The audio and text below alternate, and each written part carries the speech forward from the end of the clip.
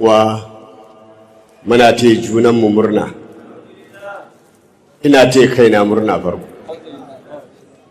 sannan ina taya ku yan uwana murna, sannan ina taya wato addinin musulunci murna, sannan kuma ina taya ɗariƙar tijaniya murna, ina taya faida ibrahimiyya murna, ina taya Najeriya baki ɗaya murna, ina taya garin Kaduna murna, ina taya wannan zawiya murna, sannan kuma mata ina taya ku murna.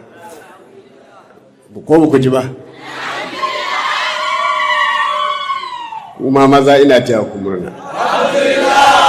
Ina taya ku murna da farin cikin haihuwar hasken haske.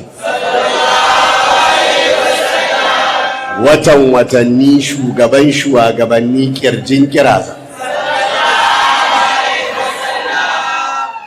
Maulana Abul Qasim Muhammad bin Abdullahi bin Abdul Muttalib bin Hashim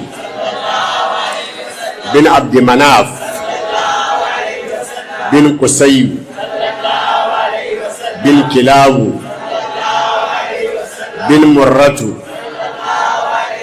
bin Ka'abu bin Lu'ayyu